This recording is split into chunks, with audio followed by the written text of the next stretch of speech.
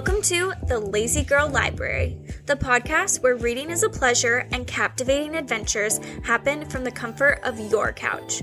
I'm your host, Darby. And I'm Michaela. And if you've ever spent more time rearranging your bookshelf than your priorities, then you, my friend, are in the right place. Welcome to episode 13, Thanksgiving episode. Whoop whoop. We're so excited to be here. Welcome back. Before we get started on anything book related, let's do a little life check-in. We started this on our last episode. It's our 5 stars and 1 star. So take it away, Michaela. What has been your week's 5 star and 1 star? So my 1 star this week, let's start bad and we'll end on a good note. My 1 star was the UCF game. Watching UCF football. Especially because you watched it with my husband. Honestly. He wasn't that bad.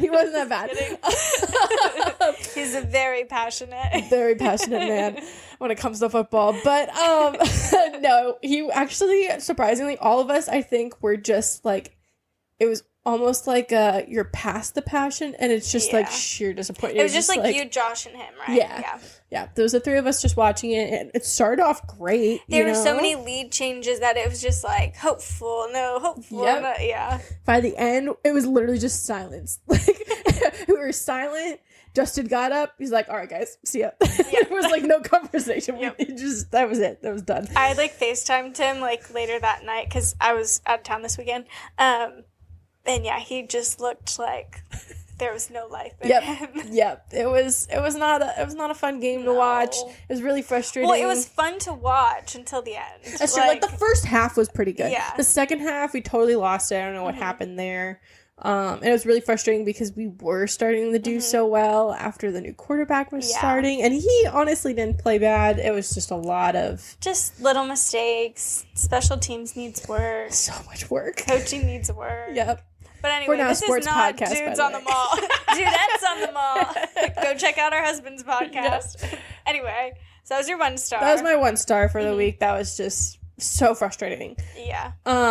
My 5 star for the week, though, I've been kind of like struggling with my ADHD here recently. I don't know. It's just making it really hard for me to focus on anything. I feel like I have so much that it's like I freeze and I don't know what to work on, and then I end up not doing anything, which then doesn't help anything either. Because then more stuff gets piled on, and then you're just like in such a state of like, I can't move. Yep, exactly. So it's been like kind of like the trend here for me the past couple of weeks. But my sister stopped by on Sunday, just like popped in really quick. She was out running errands, and she's like, hey, I picked you up something. She got me a book that's like how to like handle that and how to like work through it. Oh my and she's like, because she went to like the Barnes and Noble that just opened by us. Ooh. Yeah. Oh my gosh, that's so good. So, because she lives really close by too, so she was checking it out, and so she's like, I know you were saying that you were having a hard time, so I saw this and I thought of you. And I was like, that's so sweet. It was really sweet of her. Oh my gosh. So that was my 5 star for the week. I love that. Yeah. Go Abby. She's so thoughtful. That's so sweet. Yeah. What about you, Debbie? Okay. Lots of 5 stars recently. Love it. Very grateful for it. A 5 star that hasn't happened yet, but I'm still going to say it. We have Friendsgiving on Friday. Yes. I'm hosting it for the first time. So after this podcast, Michaela doesn't know, but I'm going to be asking her some questions because she hosted it in the past. I'm trying to prepare. So that is coming up, and I'm really excited about that. I found out this past weekend that I like orange bell peppers. Ooh. Yeah. So that was really fun. I grew up being a really picky eater, and I'm still picky, but I'm trying more things. This sounds like so dumb. I'm 26, but so it's so fun when I find something that I like. And so I like red onions, but I've never had them in a salad before. And I went to my older sister's this past weekend, and she had made a salad that had onions in it and orange bell peppers and other stuff. But the onions and bell peppers, I was like, whoa, now I don't know about this. Can you give me some that doesn't have it? But there was no way to do that. It was already mixed in. And I was like, okay, let me just try it. And then I really liked it. So that was just really fun. Yeah. I was like, wow, there's a new food for me to experience and try. Proud of you for trying new things. I love a good pepper. Red, green, whatever. Yeah, yellow. I'll have to try the other ones now. But I know the orangey ones I like. And then final 5 star of the week is that I got to spend the weekend with my family. Like I said, I was visiting my sister. We had like a pizza night with the whole family, and then I just had a really good time with my mom and dad and other sister, and it was just like a good wholesome weekend. So I was really appreciative of that. Oh, that's so nice. Yeah. And then my 1 star for the week is like a catch-22, but it's just like the busyness. Yep. And I think we're all feeling it because of the holiday season. And it's so hard because it's all so much fun, but it can just be a lot. So it's just a 1 star because I'm like sometimes having a hard time being present in all the things I'm doing, but I'm so excited about all the things I'm doing. Sure. So yeah, it's just like a catch-22 that I'm trying to figure out. I get that. So it's not like a crazy 1 star, but I'm like, bleh. Yeah. 1 star. No, it just leaves you kind of like frazzled. Yeah. And like unsettled for the weekend too. Yeah. I get that. Know, I like walked in the door and spewed like 3 different stories to me. I was like, here's what's going on. No, I always love to listen. Yeah, I feel like, especially for like, because around work by the end of the year always picks up or gets crazy trying to finish things out before the end of the year. And then like you said, with holidays and stuff, it just always gets so crazy around this time. But it is fun. It is like my favorite time of the year. Yeah. But it's like, there's so much going on, and then it's going to be over so fast, and it's like, Yeah. Isn't Thanksgiving like your favorite holiday too? It is my favorite holiday. Yeah. So this might be my favorite episode. Woo! Because we are talking about all things like gratitude. And before we go super deep into that, just a quick reminder, our book club book for this month is Tomorrow and Tomorrow and Tomorrow by Gabrielle Zevin. So if you're reading that, keep on reading it. Michaela and I have been reading it, and we've been testing out Fable, the app, and you can like put posts on each chapter that you read, so it's been so fun getting to like read each other's thoughts throughout the book. I've been loving it. I think that we're going to introduce it for you guys to come join our Fable book club here in the new year. Yes. But because this is our last book for 2024, so we won't be doing one for December. We will back up in January. Because it's busy time. Yep, exactly. And plus holidays, being present with our families instead of having to worry about the, finishing the book nor to do a podcast on it. But we will pick back up in the new year, and hopefully you'll join us on Fable, because it has been really fun testing it out. We're doing the testing right now, so go ahead and read that book, and you can hear us talk about that later this month. But in this episode, we have a few book/reading related discussion topics lined up to help get us in the spirit of Thanksgiving season, such as like the value of gratitude and how books remind us to be grateful and self-reflection. So without further ado, let's get into it. Ow. All right, Darby, why are you grateful for reading as part of your life? What has it like brought you? My gosh, where to begin? We're getting deep this episode. I know. So for a lot of these questions and for my notes, it's like I had 2 different brains going into them, because obviously we read so much fantasy and so much fiction, but there's also a part of me that reads so much like self-help books and religious books, a lot of like great Christian authors out there that I read. So I feel like answering these questions, there was always like duality. So I feel like sometimes you'll listen to some of my answers and they like don't make sense, but it's just because it's like, this is my answer for like the fiction books, and then my answer for religious. But in books as a whole, it's just fostered so much for me as a person. I think it's allowed me to be a better speaker, because I think we talked about this a few episodes ago, but when I was a kid, I used to like singing books or like performing books. And so I think that really helped me with public speaking. It's helped me to understand myself more. And that, of course, goes into, actually both fiction and nonfiction books. I think it's helped me to learn more about myself. It's continued my education and my creativity. I used to watch the show Brain Games when I was in like middle school, I think. And they had an episode one time on creativity, and they had this segment where they had like 2 blobs, and they asked adults to come up with 23 different like ideas about like what these blobs are, and they could come up with maybe 5. And then they told kids to do the same thing, and they were like, it's a mermaid, it's a dragon, it's a this, it's that. And it's the same thing as like, cloud watching, like finding shapes. And so we lose so much creativity as we get older, but I think books can really help with that. And then on top of everything else, it's expanded my community of friends, especially lately in these kind of recent years. And so that's been so fun because I've said before, but reading books can be so intimate and personal. So it's really, I think, it can be really deep when you let people into certain books and like fandoms and I don't know. It's really cool. Yeah. I love books. We do. We love books here. We love books. What are you grateful for reading as being a part of your life, and what has it brought you? A lot of same sentiments. Obviously, like, I'm grateful for the escape that it provides me from, like, the real world. And I'm grateful for all the many things that I learn about myself, about people in general while reading, both from fiction and nonfiction. So that's always something I love, learning new things. I'm constantly striving to, like, find, even if it's just, like, it doesn't even have to be, like, true knowledge, like fun facts or things like that. I just love learning. I love learning stuff. So it's always fun seeing what I can like take from a book. And there's always something that you can take, even from like the silly little romances, you know?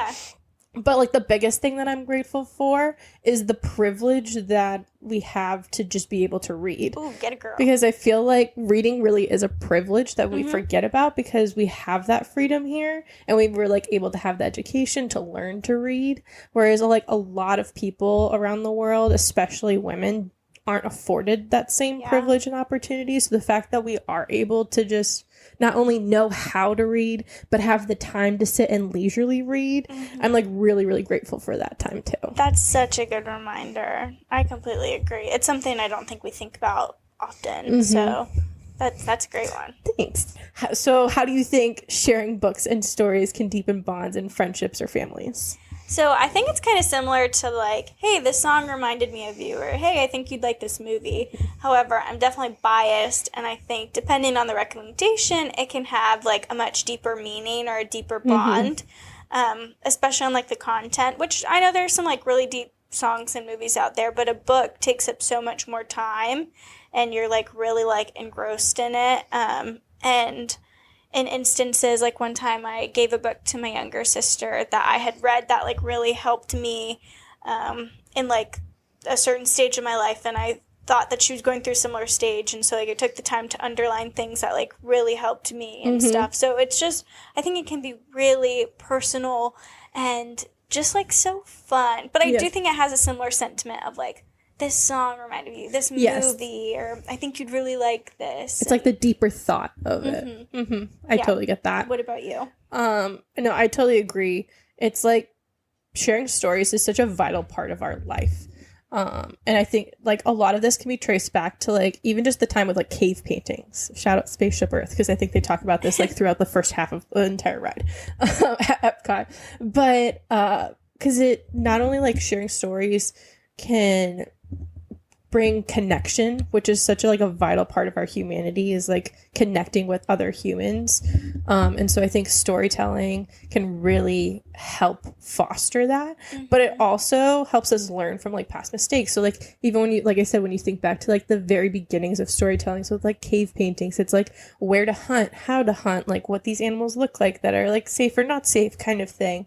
It's like you're always like learning from these past stories. Or with fables, you know, even though they're like, you know, fictional fun stories, they still have morals that you're teaching young kids that they're learning through like the fun stories. And so and then by doing that, and like before when you'd like sit around a campfire and like tell old stories or tell old tales, like it again is like comes back to like the human connection and like bringing people together, which I love. That is so good. Thanks. I loved that. I'm in my feelings today. I can't love tell. it. No, but it's so true, and especially like I'm like a technology hater. Like I think I'm gonna get a flip phone next phone, but like before technology and all of the sharing that we had that was so instant and quick, it was books and it was written stories and spoken stories and the you know, the folklore and the fables that you're saying.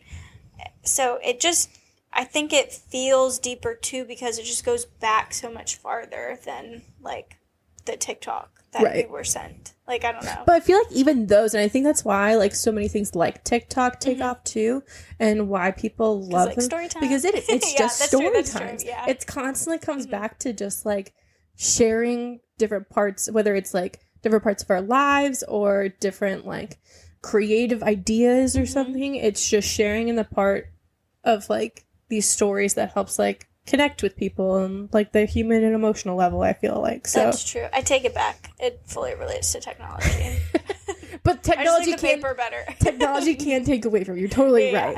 But like that's why I think like some things like versus like a Facebook versus a TikTok, even though Facebook was big for a while, I think that kind of takes away from some of it sometimes, versus like the TikTok or like a YouTube where you're seeing people and people are talking to you and telling you stories. It's like more in depth about it, I guess, kind of thing. I love reading LinkedIn stories. Those like get me. I will be scrolling LinkedIn because it's like a happy place, you know. I never scrolled LinkedIn. Oh my gosh, you have to try it. It's so fun because typically it's a lot more happy and everything's like, I got this new job, or it's like this personal development post, and it's like, yes. And I follow like TED Talks on there, so of course I come across like the TED Talks. I love TED Talks. Yeah. So try listening to some stories on LinkedIn. I will check it out. That's so funny. I had to delete the app off my phone because I was going on it too much. So now I only check it on my laptop. I would have never thought LinkedIn would be like such an addictive social media. I can get sucked into anything. That's so funny. Okay, is there a book that someone shared with you that made you feel particularly connected to them? So I love giving books to other people. I think just kind of like what you mentioned, like books bond people. I love finding ones that'll connect with other people. That's like my Christmas thing is along with like whatever gift I give people, I try to like give them a book that I think that they would really enjoy. Yeah. Because I think that it does help you connect with somebody on a personal level in that regard. For me, receiving books, there are like way too many growing up that I like could mention. Like there's a lot of them, like because my mom used to read to me, my grandma was really into reading. Like there's just like a lot of personal books that I've received or that we had like a special connection with between them. Yeah. That's kind of too hard for me to pick from them. So I'm going to do the most recent one, which is ACOTAR, because that was a huge book for me that you shared with me. Yeah. So not only did like I find connection with the characters in this story, that was like obviously just like so well written. That's why it's our favorites. It's popular for a reason. It is. It's popular for a reason. Sarah J. Maas is a brilliant mind. So not only did it like help me like connect in that way and like recognize things about myself through some of the characters and what they're going through, but it also sparked my joy of reading again, which I'm so grateful for you for. Thank you. Bringing me into the ACOTAR world to spark my love of reading again. Okay, give me 5 minutes while I go cry in the bathroom. No, I love that. What about you? Okay, so I interpreted this in like two ways like a book that someone shared with me that made me feel connected to the person, and then a book that someone shared with me that made me feel connected to the book. So in regards to like people, again, I feel like growing up, reading was more of just like a solo kind of personal thing. Like my only connection was with my middle school librarian, and I was like, okay, what do you got for me next? Love that. But in high school, I've mentioned the selection series before, and that one I really felt connected to the girl who recommended it because that was a time where I was exploring like certain types of books in this genre that I didn't have a lot of knowledge of, and I just felt like her and I were on the same like level of like liking the same things. And so after that I was like, what are you reading next? Like, tell me. So I felt really connected to her through that. And then also the book kind of more recently when I was in grad school, it's called Is It Just Me? And this one was a like Christian self-help book that I read with my grad school roomie, Shelby, and we would each read like the chapter and we would read it together. Like I'm talking like out loud popcorn style. Like, we were sitting on the couch reading it. Then we would talk about each chapter. And so that was just like a really special like shared time between us. So that one, like, obviously really bonded me to her and that book. And then I just want to talk about this book because someone didn't share this with me. Someone shared this author with me, but not this book. Yeah. But a book that I felt really connected to the content was, well, of course, Throne of Glass. And then also Everybody Always, which is by Bob Goff. And that author was shared to me by a church friend. And it was just great. Mm-hmm. It was so good. It made me feel so happy. Yeah, you talk about that one a lot. Yeah. I need to read it. I really like that one. It's a good one. What do you think makes a book healing or restorative to read? Okay, so again, I don't know what I was thinking when I was like writing up my little notes, but I love this little blurb that I wrote. It was, I love books that crack open your walls and breathe life into your vulnerabilities. Yeah. That's what is like the most... I feel like you're preaching right now. Thank you. That's the most like healing restorative read for me. Mm-hmm. For fiction, what that looks like, or what I've found that looks like, is books that I can see myself in the characters, especially those that are like struggling with similar things that I am. So then it's kind of like when they get resolved, you almost feel like it's resolved in you too, or it gives you almost like a sense of hope that it can be resolved. And so it kind of like opens that up. The perfect example for me was like Nesta in A Court of Silver Flames. I just really connected with her character and a lot of like the struggles that she goes through, or like personality type kind of situations. And so like watching her grow from that and like her story, I had like a really deep like connection to that. So that was like a restorative read for me, fiction wise. Or just books that make you just like uncontrollably sob. Like I really want to talk about the book that we're going to talk about next podcast, but we'll talk about it next podcast. I don't think I've gotten that far in the book yet. My lips are sealed. But for nonfiction books, I love like books that open my eyes to new ways of thinking. I think that's the most like restorative read for me.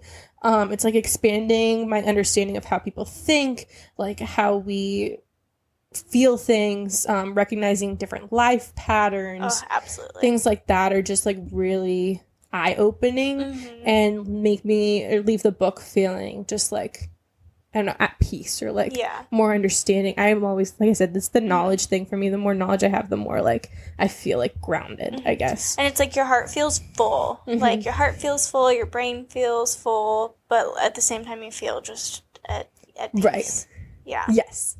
So those are like my restorative reads. I love a good epiphany moment. Like those like when you're reading you're just like, oh my gosh, yes. Like yes. Yeah, those are mine. That's good. For me, with fiction, I think the art of escapism while not dulling your mind. Like books allow you to step out of reality and such a busy season.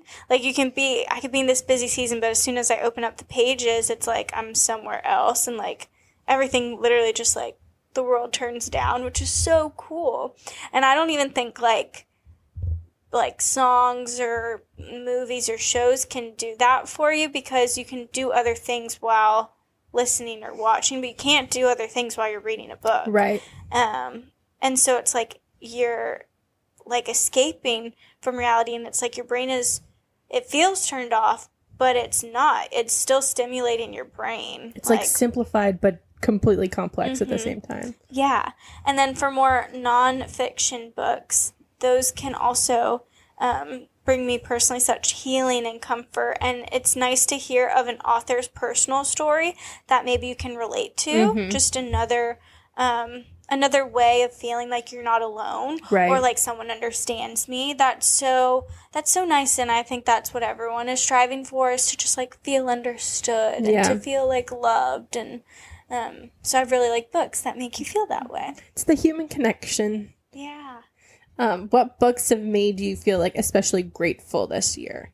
Okay, well, we wrote the same thing. Love it. Because I see it. Let's talk about it. The Nightingale, hands down. This book pulled at every single heartstring. If you did not listen to this episode of us talking about it, or if you haven't read the book, read the book. Read it. Even if you don't listen to our podcast talking about it, read the book. I honestly think this is my top read for the year. Yeah. it was real and raw and powerful. I was so immersed and engulfed and felt so much empathy for, like, the real people who lived and died during that time. Like, if I think about it, I will cry. So, like, it was just so good. It was so, so good. No, I totally agree. I felt this book, like, deep in my soul. It's left, like, a forever impact on me. And it just, like, makes you feel grateful for not only, like, the freedoms that we have, like, in 2024 versus, like, back in World War II, but, like, also how far we've come as, like, an accepting society.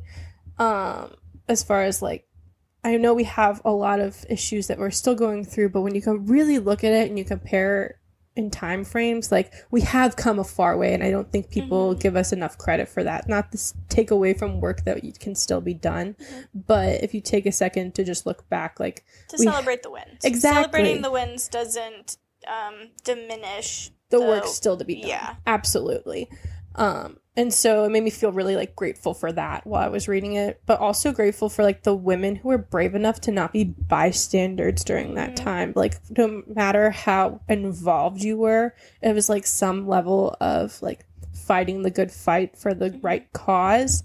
And I can't even imagine, like, where we'd be at if they didn't have the courage to do that, because they did have such a huge impact that they didn't get enough credit for. I feel like in the war, obviously not to take away from the actual soldiers that are on the front lines, but there's more than just the front lines in war.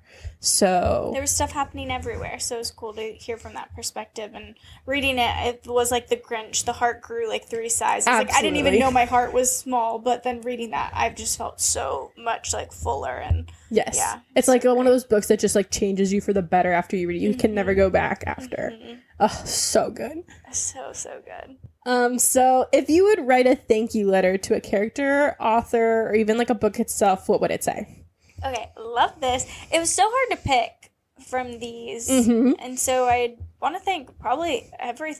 Well, no, not everyone I've read. Some people I would say I wish I hadn't read this, but it was hard to choose. For characters, from the Throne of Glass realm, Elide and Irene, both of those characters I'd like to send a thank you letter to. Just such pure hearts and a desire to give and help, but also, like, persevering through some really tough times.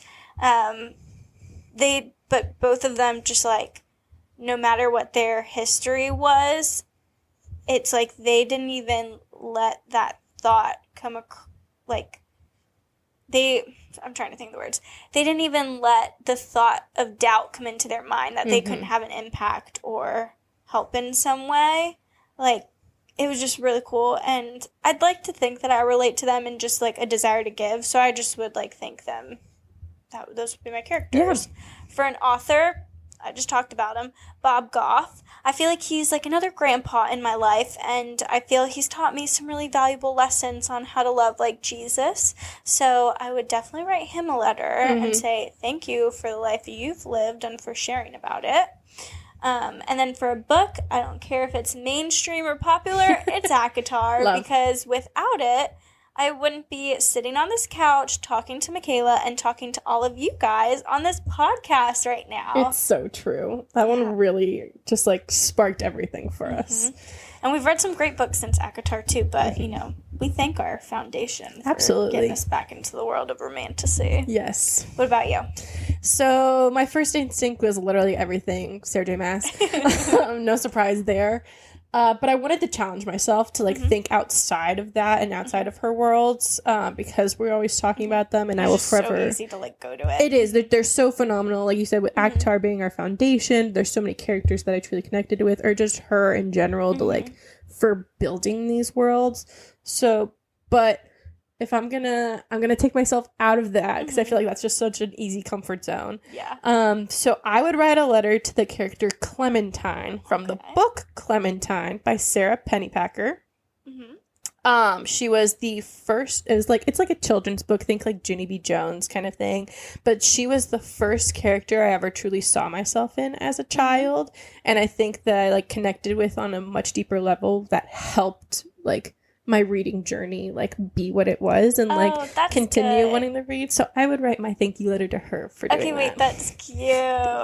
Oh, there's so many people to thank. Yeah, I know, right? If I really thought about it, I mean, there's so many things that you could be, because there are so many things that like books can do to be grateful for, and like stories or authors. But yeah, I think that's like kind of where, I wouldn't say that's like the start of my reading journey. It really wasn't, but I think that's the start of my individualized reading journey. So I'd love to go back and thank her for that. Yeah. So what do you personally appreciate most about being a reader? I think it's that I appreciate the vast worlds and lives that I get to live as each character, because it's just like, I feel so immersed in a lot of books that I read, and you put yourself in the shoes of who you're reading, because it opens so many worlds to you. Yeah. And a lot of times the perspective of the book like reads as if like you're that person. And then also nonfiction wise, but kind of fiction as well, I appreciate the desire for growth and further personal development when you're reading a book that isn't necessarily like for funsies. I feel like sometimes it just like hits different, and it just makes me feel proud of myself to read those books. Yeah. Those are good ones. What about you? So I appreciate like the endless supply of knowledge and creativity that books provide. So endless. It's absolutely like you can find anything. Whether you want to learn about something new, you want to escape into a new world, you want to find connection, whether it be with like a story or with somebody else that you're sharing that story with. Even if like for me, I use it as a mood reader, like feeling a certain emotion. Yes, like when definitely. I'm like in a sad girl moment and I want to cry, like I try to find those books that are just like, are going to be like deep and emotional and get that feeling out, because it almost helps you like feel your emotions when your body kind of like won't let you. You like get them out in a new way. Or even just like to simply be entertained, because obviously they are like a form of entertainment. So satisfying. Yeah, absolutely. So you can just find it all in a book, and I really appreciate that about like being a reader itself. Yeah, that's awesome. So kind of getting away from books, but still on the Thanksgiving topic, let's talk about Thanksgiving traditions. What do you do? Okay, so for family, definitely watching the Thanksgiving Day parade with my family, which is going to be this Thanksgiving's going to be a little different because it's the first time with Fralix, so that'll be fun. We're going up to Georgia, but for my past 26 years, it's been watching the Thanksgiving Day parade, which I'm excited to do with my in-laws as well, and then also getting out the Christmas decorations, because we are definitely Christmas after Thanksgiving. So getting out the Christmas decorations and just turning the house into like winter wonderland, especially as my parents get older. I think they rely on me a lot. So it's when I go down there, it's fun, but it's going to sound not fun because it's like I have a system and I'm like, it's going to get done before I leave. Like I'm going to transform this house in 24 hours so my parents can like enjoy the winter time. Right. And I'm going to do that for them. I'm going to make it happen. That's so nice. I really love those traditions. A personal tradition that I've kind of started. So back in 2020, I started this Instagram story series called Thankful Times with Derbs, because during that time, there was a lot of obviously darkness and stuff. And I just thought it would be nice to each day think about something that we're grateful for. And so I posted all the questions that I had asked myself, and I made it open to like my followers as if I'm like an influencer. But I think it really did help people, especially that first year, and just help people with a perspective. And so I did that for a couple years. And this year I'm doing something different, and it's called November Notes of Appreciation. So every day in the month of November, I've been writing a letter to someone that I'm grateful for, and then I've mailed it to them. So that's been really fun. I love that. So it's kind of like a November tradition of just always wanting to like give back during this time, or just really focus on Thanksgiving and gratitude. And there is so much to be thankful for. Like we just said, the fact that we can read, we can write, we're sitting on a couch in cozy blankets, not fearing for our lives, you know? So I definitely like feel so sentimental during this time and love to just share that. And, you know, we should be grateful throughout the year, but it's so easy for me to feel grateful during November. Absolutely. Yeah, it's something that we really lose sight of. And I think there's a lot of focus that gets thrown on to like the food of the holidays, but especially Christmas. Christmas keeps creeping up closer and closer and closer. That Thanksgiving is always forgotten about, but it is something that we need to be better about, like taking the time to truly be thankful for what we do have, because we are so blessed in this life. Yeah. So absolutely. Totally. I love thankful time with Derbs. Yay! What Thanksgiving traditions are your favorite? So we don't have a whole lot of Thanksgiving traditions, but we do always watch Macy's Thanksgiving Day Parade. That was huge growing up. And so we watch that every year ever since coming to college, and I haven't been going home as much for Thanksgiving. Typically I spend it with Josh's family. I don't get to watch that with my family as much anymore. But what I have started doing, my grandma lives by herself, and a lot of times my aunt and uncle will go up and like bring her down for Thanksgiving, but not till like later. So I will FaceTime her in the morning, and we watch the Thanksgiving Day parade together, like over FaceTime. That's so cute. As like a way to just like connect with her, being like by herself during that time. So that's been nice, and being able to do that.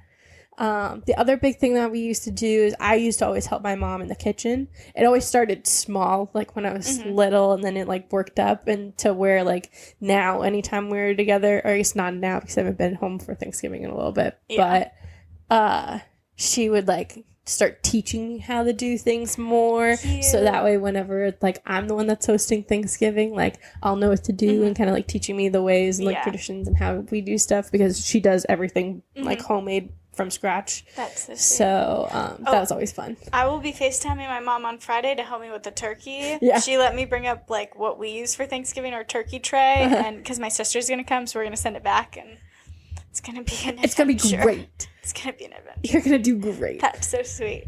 I have a couple of questions that we didn't actually write about, but that popped into my head as we were talking. What is your favorite and least favorite dish for Thanksgiving, food-wise? Oh, the Thanksgiving meal is my absolute favorite meal of the entire year. So good. I like forget that I could just make stuffing whenever I want. Right? You know? But it doesn't feel right. I can't have stuffing in May. Like, exactly. What? It's like that. And plus I kind of feel like it's like that special time where you just like really look forward to That's it. what makes it special. Yeah, exactly. once a year. Yes.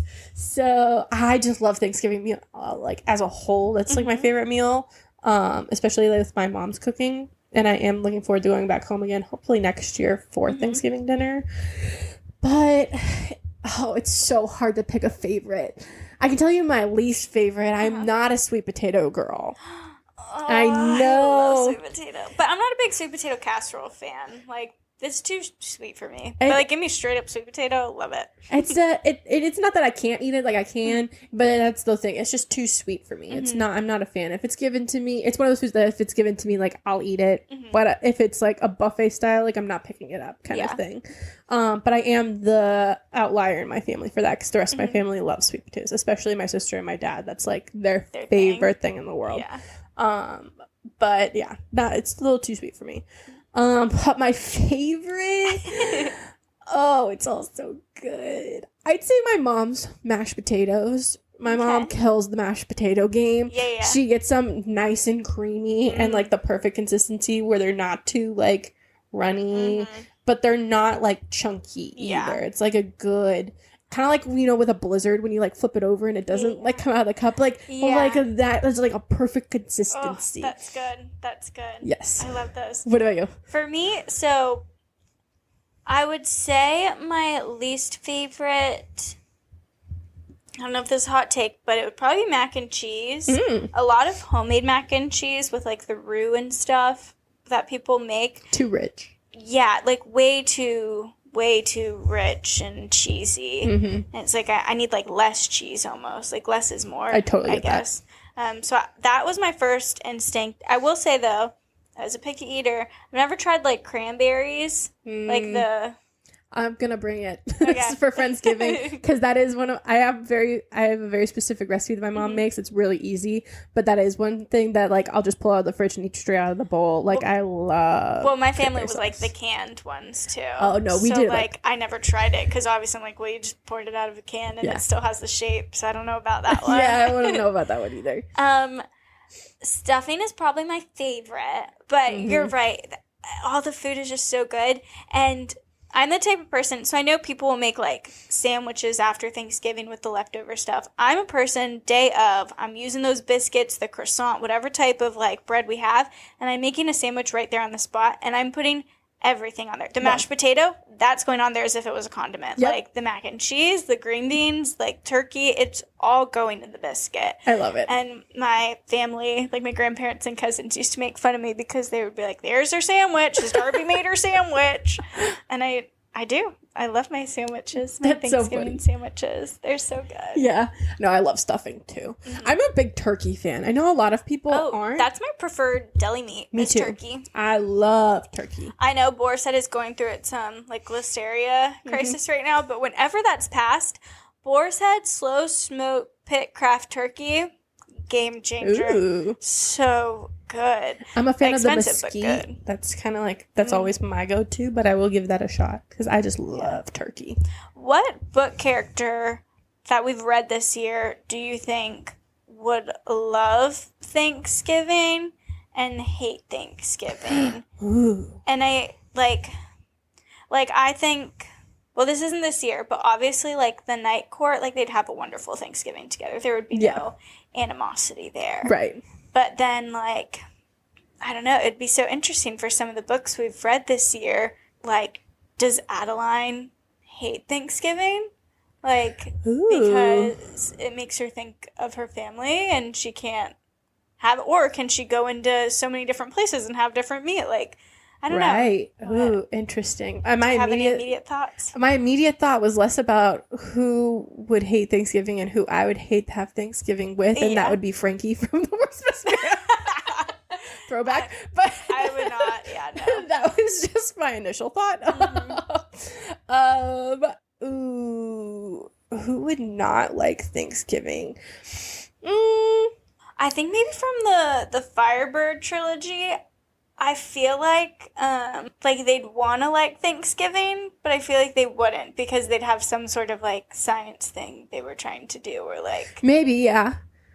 I was thinking like Hunt from Crescent City might not like all of the like gatherings and like the pressure of like being with so many people, maybe. Yeah, that's a good one. Yeah. I don't know, that's harder. My other thought too was potentially Amryn. I feel like she's one of those that like comes for a bit, eats a little, and then just like would dip kind of thing. But then like Cassian from A Court of Thorns and Roses would love. He loves Thanksgiving. Yes. He's ready to go play flag football in the front yard. Yep. Like favorite holiday right there. He loves it. Totally agree. That's a good question.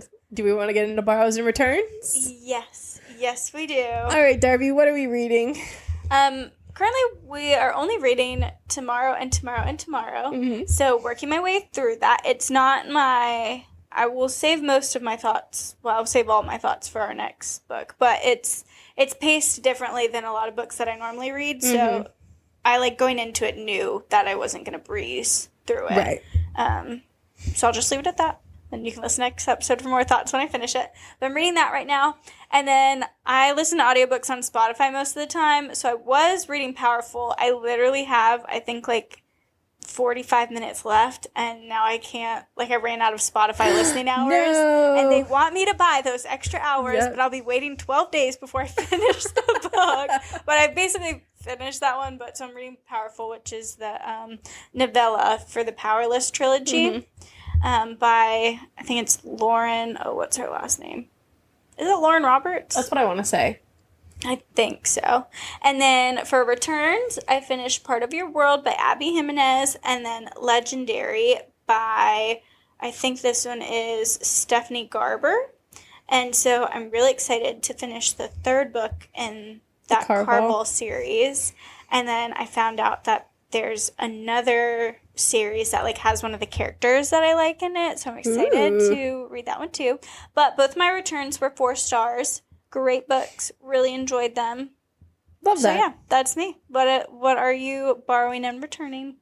So I am reading tomorrow. I am so looking forward to talking about this book. I have not finished, and I'm not going to say anything, but I'm so looking forward to talking about this book. Yay. That was the only book I was reading until today. I did start on audio, Tuesdays with Maury. I read that in high school. Oh my gosh, I love Tuesdays with Maury. Yes, I remember you saying that, and it popped up on my Goodreads a while ago. And then today, because I just finished my other audiobooks, so typically I listen to them on my commutes or like during my like lunch hour. Yeah. So I was trying to think of like a good like Thanksgiving like feel good kind of book, and so then I found that one. So I decided to start that one. Niche album books are good, like quick, easy reads. Yeah, I'm definitely gonna check them out after this because I'm like. I will say this one's my favorite. But I haven't read a ton of it. I've only read like 2 or 3 other ones besides this one, but this one is the best one. Yeah. It's so good. I'm only like 17% the way through it, obviously because I just started it today, but already like tearing up while reading. Oh, yeah. So I know it was like, this was exactly what I was looking for. Good.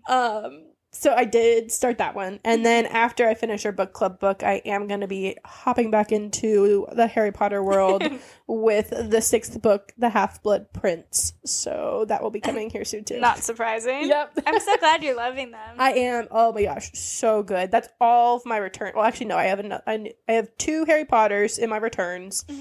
Goblet of Fire and Order of the Phoenix. Both 5 stars for me. Loved them. Yay. I think in Goblet of Fire, I just loved the pacing of it, and it like really kept me on my seat because again, even though I kind of know what's going on and how it's going to end and like the big plot points, I forget all the details and the in between. So it really kept me engaged. And then Order of the Phoenix was ironically one of those books that while you're reading it, you feel like so angry at the characters, but it's still a 5-star because it's like written so well. Oh, that's good. You know, like what I'm talking about? So like even though it's like negative emotions while you're reading it, it's like positive that you're feeling them because it's just like it is like adding more character depth to a lot of these characters. Yeah. And they're going through like more complex things. It's not like so black and white kind of. So you kind of have your own like opinions on how they should have like handled it or certain things like that. So it's like gets you really like worked up and like really into the book. So both 5 stars. But then my other return, the audiobook that I just finished that I think you would really enjoy. It's called Disney High, The Untold Story of the Rise and Fall of Disney Channel's Tween Empire. I absolutely love that. By Ashley Spencer. I forgot, I was reading this during our last episode, so I forgot to add it to my borrows and returns then. But this was another 5-star for me. Oh my gosh, it was so entertaining. Oh, good. Like, each chapter is over a different like Disney Channel movie or TV show, and it starts around like even Steven's time frame and ends on like Camp Rock. So it's like that like I felt like it was like made for me. It was that perfect sweet spot of when I was watching Disney Channel.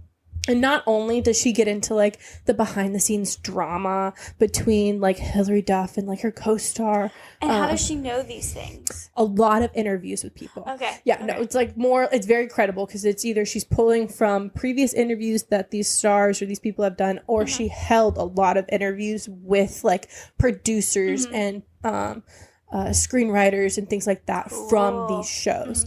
And so it was like really interesting like hearing about like all the behind the scenes drama from these people, but then also the business side of it, because it not only goes into like the details of the show, but like the business side of Disney Channel as a whole and like how it really started and then how it like grew into like what it is known as today. So it was really fascinating to hear. So really recommend. All 5-star returns for me. Loved. So good. That is so good. Oh, I love that. That makes me happy. Yeah. So that's our borrows and returns. Borrows and returns. That's our Thanksgiving episode. And I think it would be nice with just ending by saying, I'm grateful for you, Michaela. As am I for you, Darby. Thank you. I'm grateful to everyone who is listening right now, or if you've ever listened. I'm grateful for people who will never listen because I'm grateful for everyone. It's just grateful all around. 'Tis the season really for am. thankfulness. Yeah. So we're thankful for you. Thanks for... Extra thankful for you listening today. Yes, taking the time to listen to us. And we'll see you in the next one. Woohoo! Bye. Bye.